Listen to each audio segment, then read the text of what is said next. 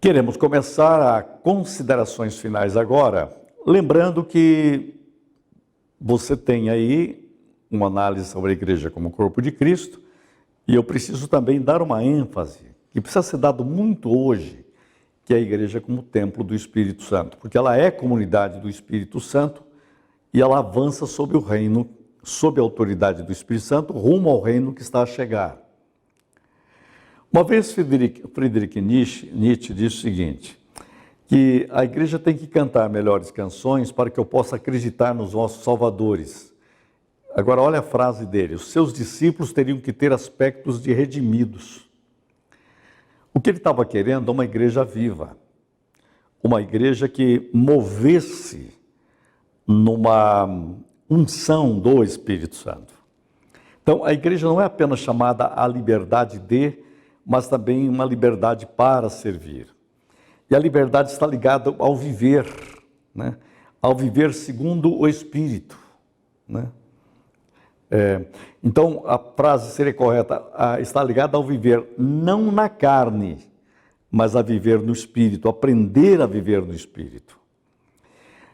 E há uma frase de Hans King que me acompanha todas essas décadas dando aula sobre eclesiologia. Ele diz assim, quem é livre? Aquele que é livre do pecado. O pecado já não tem poder sobre ele. Então é livre para a liberdade de Cristo, livre para aquele que nos libertou, livre para viver uma vida dia a dia. Quem foi liberto por Cristo vive nele, não pertence mais a si mesmo.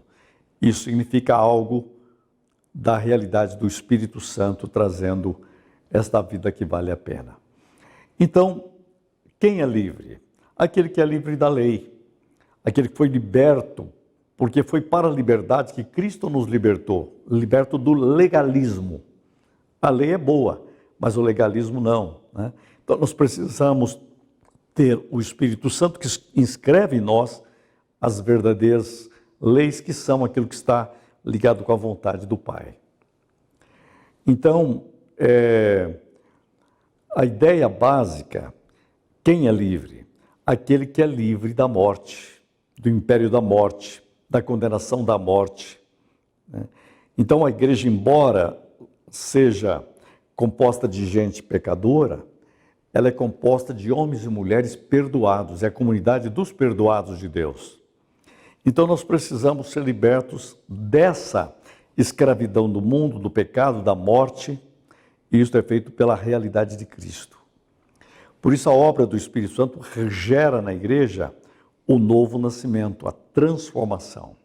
E nós precisamos, mais e mais, ser uma igreja de nascidos de novo, de nascidos de Deus. E esta é a obra do Espírito Santo, trazendo em nós essa qualidade de vida com um novo coração. Por quê? Porque a igreja não gera para a escravidão de uma religiosidade morta e mórbida, não. Ela não gera como Agar, disse Paulo, né? Mas para a liberdade como Sara, a liberdade dos filhos de Deus. Por isso que a fé e a graça geram a promessa, geram o propósito de Deus. Isto é a igreja no poder do Espírito Santo. E finalmente a verdadeira igreja é a igreja que permanece dentro de uma evolução histórica. A igreja tem um futuro se estiver alinhada com o propósito de seu Senhor, enquanto estiver vivendo a serviço de um mundo para quem o futuro já começou e está nebuloso. No mundo cujo presente é de falta de sentido, individualismo e desespero. No mundo de crises éticas e no mundo de crises sociais sem precedentes. No mundo onde o ser humano perdeu o centro de gravidade. No mundo onde há um cansaço global, onde há uma única palavra de ordem. Um outro mundo é realmente possível. Em Cristo, por Cristo e para Cristo. Assim existe a igreja. E só em Cristo é possível. Por isso Paulo escreveu, quero ser achado nele.